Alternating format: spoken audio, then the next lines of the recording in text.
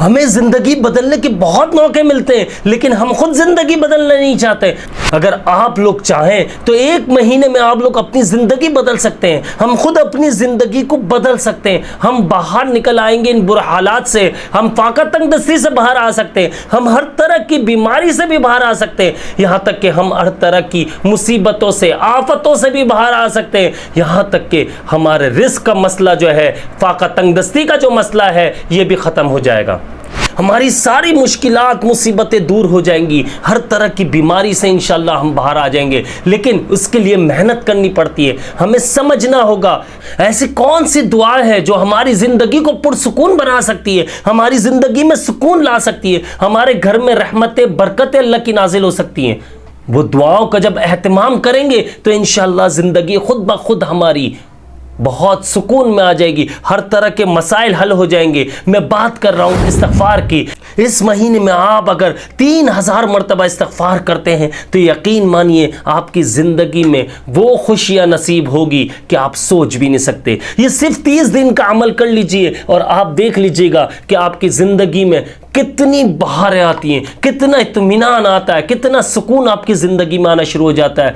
हर दूसरा बंदा परेशान है, इस वक्त आजमाइशों में घिरा हुआ है, एंजाइटी का पेशेंट बन चुका है, डिप्रेशन का मरीज बन चुका है। मेरे पास सबसे ज़्यादा अगर मसाइल पूछने के लिए कॉल्स आती हैं तो मैं ये देखता हूँ कि ज़्यादातर लोग कहते हैं कि अब्दुल्ला भाई हम एंजाइटी के पेशेंट हैं, डिप्रेशन में चल रहे हैं और सालों से डिप्रेशन में है, लेकिन वो हल नहीं चाहते, वो तावीज़ चाहते हैं। वो ये चाहते हैं कि बस हमें कोई बाबा कोई तावीज़ दे दे और हमारे मसले हल हो जाए। तो मैं उनसे माजरत ही करता हूं कि यार मेरे पास ऐसे कोई तावीज़ नहीं होते, ना मैं कोई किसी को तावीज़ात देता हूं। मैं आपको वो दुआएं बता सकता हूं जो आपके इंशाअल्लाह मसले हल करवा देगी। इंशाअल्लाह उसकी बरकत से आपके मसले हल हो जाएंगे। इसी तरह मैं यकीन मानिए सच बता रहा हूँ, बड़ा ही पावरफुल है ये वजीफ़ा इस्तिग़फ़ार का। इस्तिग़फ़ार 3000 मरतबा आप लोगों ने सहरी के टाइम पर करना है। वबिलअस्हारी हुम यस्तग़फ़िरून। वो भाई अल्लाह के जो नेक बंदे होते हैं वो इसी वक्त तो इस्तिग़फ़ार करते हैं।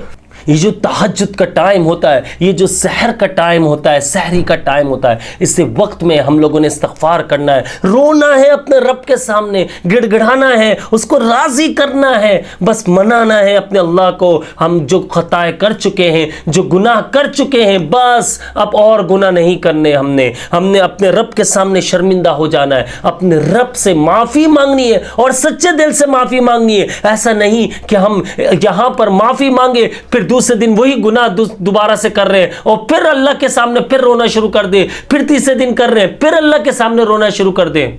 तो ऐसे इस्तिग़फ़ार का कोई फ़ायदा नहीं है। इस्तिग़फ़ार करना है तो दिल से करो, इस्तिग़फ़ार करना है तो अपने दिल से करो और पक्के यकीन के साथ करो और दिल में ये अहद कर लो, अपने आप से वादा कर लो कि मेरे अल्लाह मैं अपने आप से वादा करता हूँ कि मैं अब गुनाहों से बचने की पूरी कोशिश करूंगा। मैं कोशिश करूंगा जो मुझसे गुनाह हुए हैं अब तक उन्हें दोबारा से दोहराऊं नहीं। सबसे बड़ी खामी यही है हमारे अंदर, हम इस्तिग़फ़ार तो कर लेते हैं लेकिन हम ये सोचते हैं हमारी आजमाइशें ख़त्म नहीं हो रही, परेशानियां ख़त्म नहीं हो रही, मुसीबतें ख़त्म नहीं हो रही, बीमारियां ख़त्म नहीं हो रही। यार हमने तो ये सुना इस्तिग़फ़ार करने से, इस्तिग़फ़ार की कसरत से हमारे रिस्क के मसाइल हल हो जाते हैं, लेकिन ऐसा तो यहाँ कुछ भी नहीं हो रहा। बहुत सारे कमेंट्स आते हैं आप लोगों के सामने कि यार हम लोग सालों से इस्तिग़फ़ार कर रहे हैं लेकिन मसले हल नहीं हो रहे। ओ भाई कैसे मसले हल होंगे? तुम जो गुनाह कर रहे हो उस गुनाह को भी तो नहीं छोड़ रहे हो, अपने अल्लाह को तो नाराज़ कर रहे हो, मुसलसल अल्लाह को नाराज़ कर रहे हो, इस्तिग़फ़ार कर रहे हो फिर अल्लाह को नाराज़ कर रहे हो। वही गुनाह जो आप रोज़ाना रोज़मर्रा ज़िंदगी में आपके शामिल है वो गुनाह करते जा रहे हो और अपने रब से माफ़ी भी मांगते जा रहे हो। आप ये सोच रहे हो कि यार मेरा रब तो माफ़ फरमाने वाला है। बेशक अल्लाह पाक माफ़ फरमाने वाला है, लेकिन हमें भी तो अपने गुनाहों से तौबा करनी है, हमें तो वो गुनाहों से बचना भी तो है। लेकिन हम बचने की कोशिश नहीं कर रहे। हम ये सोच लिया, बस हमने ये माइंड बना लिया अपना कि यार गुनाह होगा कोई मसला नहीं है, इस्तिग़फ़ार तो हम तहज्जुद में कर लेंगे यार, कोई इशू नहीं है, चलते फिरते इस्तिग़फ़ार कर लेंगे, अल्लाह बड़ा गफूर रहीम है। ये याद रखिएगा, अल्लाह गफूर रहीम है, लेकिन उस वक्त वो और ज़्यादा गज़बनाक हो जाता है। अल्लाह पाक को और ज़्यादा गुस्सा आता है जब बंदा जानबूझकर गुनाह को दोहराता है एक होता है जानबूझकर गुनाह करना, एक होता है जानबूझकर अपने गुनाहों को दोहराना, बार बार करना, बार बार करना, बार बार करना, और फिर ये सोचना कि यार मेरे गुनाह तो माफ हो रहे, कोई बात नहीं, फिर गुनाह हो जाएगा, फिर माफी मांग लेंगे। मेरा रब ऐसे बंदे से राजी नहीं होता, मेरा रब ऐसे बंदे से नाराज रहता है और उसके लिए मुश्किलात पैदा हो जाती है, आजमाइशों में डाल दिया जाता है, परेशानियां घेर लेती हैं उसको, हिफाजती हिसार टूट जाता है। जब आपका हिफाजती हिसार खत्म हो जाए तो आप सोच लीजिए कि आपके साथ क्या होना है। सबसे पहला काम आपका सुकून बर्बाद हो जाना है, दूसरा काम बीमारियां आपको घेर लेगी, तीसरा काम आपके रिस्क में तंगी आ जाएगी, चौथा काम आप एंजाइटी में बिखर जाओगे, डिप्रेशन में आ जाओगे। जब ये सारे मसाइल हो, आप खुद सोच लीजिए, जब सुकून बर्बाद हो जाए, मतलब आपके घर में सुकून ना हो, आपके कारोबार में सुकून ना हो, जिंदगी में सुकून ना हो, फिर बीमारियां आपको घेर ले तो आप कितने परेशान होंगे। एक जगह से आप टूटे कि सुकून बर्बाद हो गया, फिर बीमारियां भी घेर लिया, अब उसमें शिफा नहीं मिल रही, क्या होगा ऐसे बंदे का। फिर उसके बाद रिस्क का मसला भी शुरू हो जाए, तंगदस्ती आ जाए, यहां तक कि ये नौबत आ जाए कि फाका तंगदस्ती हो रही हो, फाका कर रहा हो बंदा। आप सोच लीजिए, एक बार सोचिए, यानी कि वो खुद तो तबाह हुआ, अपनी पूरी नस्ल को लेकर डूब रहा है। तो मेरे दोस्तों, मेरे भाइयों, मेरी बहनों, हमने इस्तिग़फ़ार करना है और ज़्यादा से ज़्यादा करना है, कसरत से इस्तिग़फ़ार करना है। और इस महीने में हमने कम से कम भी 3000 मरतबा इस्तिग़फ़ार करना है, कम से कम 3000 मरतबा का माइंड बना लीजिए, क्योंकि जब कसरत से इस्तिग़फ़ार करेंगे तो हमारी तमाम मुश्किलात दूर हो जाएंगी, हर तरह की आजमाइशों से निकल आएंगे। अल्लाह का वादा है कि जिस घर में इस्तिग़फ़ार किया जाता है, उस घर में, उस मोहल्ले में अल्लाह पाक अपनी रहमतें, बरकतें नाज़िल फरमाता है। और आज से हम लोगों ने ये अहद करना है कि कम से कम रोज़ाना इस महीने में हमने 3000 मरतबा इस्तिग़फ़ार करना है, और इस्तिग़फ़ार को छोड़ना नहीं है। आप देख लीजिएगा कि सारी मुश्किलात इंशाअल्लाह अल्लाह के फज़ल व करम से दूर हो जाएंगी।